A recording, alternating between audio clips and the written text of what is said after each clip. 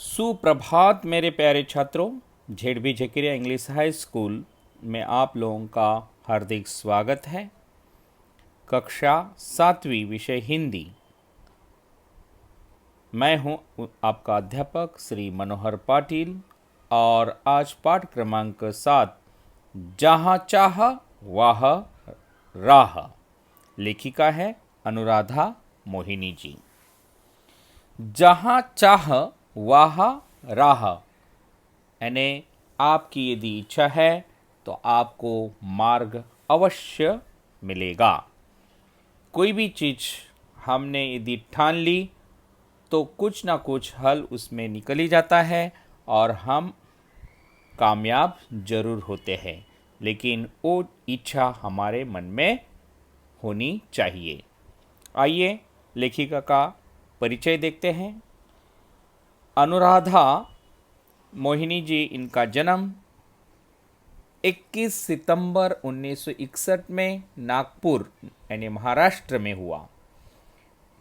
अनुवाद के क्षेत्र में अनुराधा मोहिनी जी ने अमूल्य योगदान दिया है तथा आपने अनुवाद विविध पारिभाषिक शब्दों की निर्मिति में सहभाग एवं वैचारिक एवं ललित पुस्तकों का संपादन भी किया है।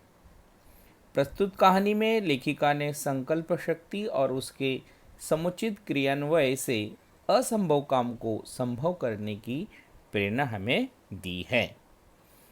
तो आइए इस पाठ का हम परिचय देखते हैं। जहाँ चाह वहाँ राह।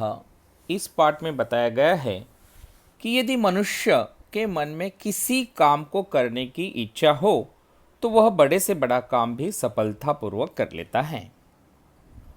अंग्रेजी में कहावत है, there is a will there is a way, यानी मराठी में कहते हैं इच्छा तिथे मार्ग। एसंबा गांव के बीचों बीच एक नाला बहता था। बरसात के दिनों में बच्चे नाला पार करके पाठशाला नहीं जा पाते थे। बच्चों ने आपस में सलाह की और नाले पर पुल बनाने का निश्चय किया, यानी निर्धार किया। गांव के सभी लोगों से चंदा इकट्ठा किया, सामग्री खरीदी, यानी पुल बनाने के लिए आवश्यक साहित्य को जुटाया। जो बुजुर्ग है यानी वयस्क है, उन लोगों का अनुभव का लाभ उठाया। गांव के सभी लोगों ने विद्यार्थियों का भरघोस साथ दिया और 15 दिनों के सामूहिक श्रमदान से पुल बनकर तैयार हो गया। तो इस प्रकार जो है बच्चों ने एक निर्धार किया और सब ने उनको साथ दी और सबके सामूहिक प्रयत्न से पुल जो है बनकर तैयार हो गया और स्कूल में जाने की जो हमेशा समस्या उत्पन्न होती थी वो हमेशा के लिए दूर हो गई। तो इस प्रकार जो है जहाँ चाह वहाँ राह, यह कथा हमें बहुत ही प्रेरणादायी साबित होती है और प्रेरणा हमें मिलती है। यानी हमने सोहनलाल द्विवेदी जी की कविता सुनी थी, कोशिश करने वालों की हार नहीं होती, लहरों से डर के नैया पार नहीं होती, कोशिश करने वालों की हार नहीं होती। तो बच्चों आइए आज हम जो है जहाँ चाह वहाँ राह ये पाठ विस्तार से पढ़ेंगे। ठीक है बच्चों। एसंबा गांव के पाठशाला की घंटी बजी। धुआंधार बरसात हो रही थी। वर्षा के कारण प्रार्थना मैदान पर न होकर कक्षा में संपन्न हुई। उपस्थिति लेते हुए गुरुजी ने देखा कि आज कक्षा में बहुत कम विद्यार्थी हैं। आज इतने विद्यार्थियों की अनुपस्थिति रहने का कारण क्या है? उन्होंने विद्यार्थियों से पूछा। वही नाला गुरुजी सबने एक स्वर में उत्तर दिया। यानी एसंबा गांव के पाठशाला की घंटी बजी और धुआंधार बारिश होने लगी। धुआंधार यानी बड़े जोर से, और वर्षा के कारण प्रार्थना जो है मैदान पर न होकर कक्षा में ही हो रही थी और बच्चे बहुत सारे एब्सेंट थे। यानी अनुपस्थित का मतलब है एब्सेंस। तो बच्चों का अनुपस्थित रहने का मेन कारण क्या था? नाला था। यानी पाठशाला दूसरे छोर पे थी और गांव दूसरे छोर पे था। बीच में एक नाला था और वो नाले में करीबन 3-4 फीट पानी भर जाता था। छोटे बच्चे जो है नाला लांघकर स्कूल में नहीं आ पाते थे, इसीलिए वो अनुपस्थित रहते थे। एसंबा गांव के ठीक बीच में एक नाला बहता था। गांव की बस्ती नाले के एक तरफ थी, पाठशाला खेत दूसरी तरफ थे। बरसात के दिनों में नाले में कई बार 4 से 5 फीट तक पानी भर जाता था। बड़े बुजुर्ग तो किसी तरह अपने गाय बैलों के साथ नाला पार करके खेतों में चले आते, किंतु पाठशाला आने के लिए नाला लांघना विद्यार्थियों के लिए संभव नहीं था। जब जब जोरों की बारिश होती, उस दिन कक्षा में विद्यार्थियों की उपस्थिति पर असर पड़ता। अनेक बार विद्यार्थी पूरे सप्ताह पाठशाला नहीं जा पाते थे। इसके चलते गांव में बरसात, नाले में भरा पानी, पाठशाला से छुट्टी, एसंबा की यह कहानी, यह गीत गांव में प्रचलित हो गया था। यानी इस प्रकार जो है हर कोई इस गीत को गाता था। पाठशाला में अनुपस्थिति का विद्यार्थियों की पढ़ाई पर बहुत बुरा प्रभाव पड़ता था। अच्छी श्रेणी लाने वाले विद्यार्थी भी वार्षिक परीक्षा में पीछे रह जाते। सब परेशान थे, पर क्या करते? मार्ग असंभव था। असंभव में मूल शब्द संभव होता है। यही संभावना एक दिन एकाएक काम कर गई। हुआ यह कि उस दिन भारी वर्षा के कारण एसंबा के अधिकांश विद्यार्थी पाठशाला नहीं जा पाते थे। दोपहर बाद बरसात थोड़ी रुकने पर चौपाल में बरगद के पेड़ के नीचे चबूतरे पर बैठे हुए आपस में बातचीत कर रहे थे। तभी तुषार ने कहा, अरे इस बरगद के पेड़ में भूत है, यहाँ क्यों बैठे हो? भूत वूत सब कोरी कल्पना है और बकवास है। क्या हम में से किसी ने भूत को देखा है? सब केवल मनगढ़ंत बातें हैं। जुई ने कहकर बातचीत आगे बढ़ाई।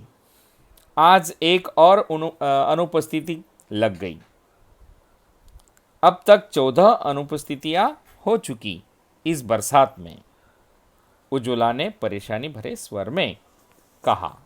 यानी इस साल में 14 दिन में एब्सेंट हो चुकी। बहुत परेशान होकर उज्ज्वला ने अपनी परेशानी बताई। मेरी तो कुल उपस्थिति की शायद 14 ही होगी, शुभम ने कहा। तो सब हंस पड़े। लेकिन क्या हम हर बरसात में ऐसे ही चर्चा करते रहेंगे और अपनी पढ़ाई का नुकसान होने देंगे?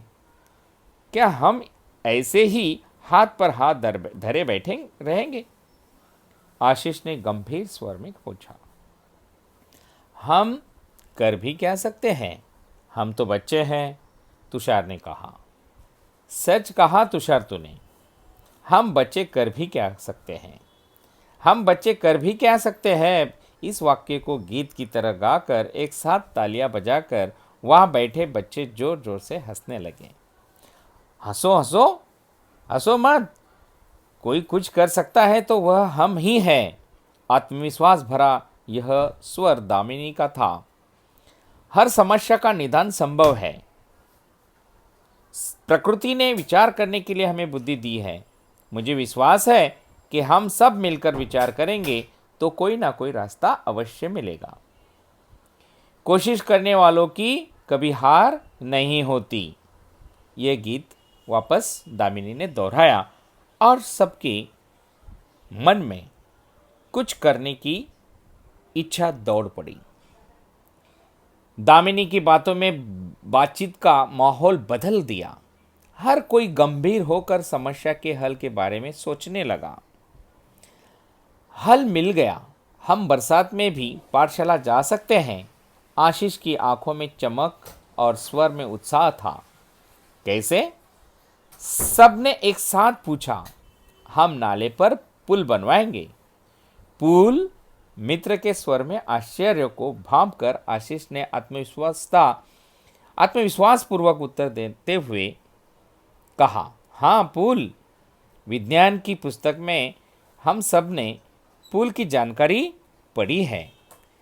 जब कभी शहर के गए हैं, बड़े बड़े पुल देखे भी हैं। अंतर्जाल में से हम जानकारी भी प्राप्त कर सकते हैं।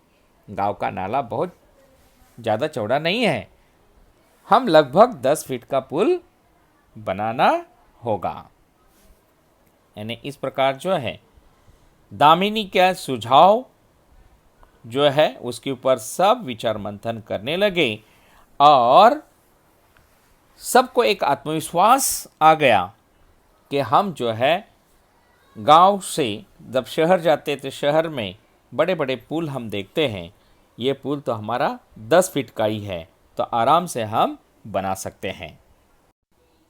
इस प्रकार जो है इस पाठ में छोटे बच्चे जो है आपके उम्र के बच्चों ने बहुत बड़ी सोच रखी और पुल बनाने का निर्णय ले लिया। आगे इस कहानी में वो बच्चे किस प्रकार पुल बनाते हैं, चंदा कहाँ से इकट्ठा करते हैं और सामग्री कैसे लाते हैं, इसके बारे में हम अगले लेक्चर्स में आगे की कहानी पूर्ण करेंगे। ठीक, जो कहानी अब तक हमने पढ़ी है उसको आप लोग ध्यान से पढ़िए, मौन वाचन करिए और जोर से भी पढ़िए। ठीक है, धन्यवाद। आपका दिन शुभ हो।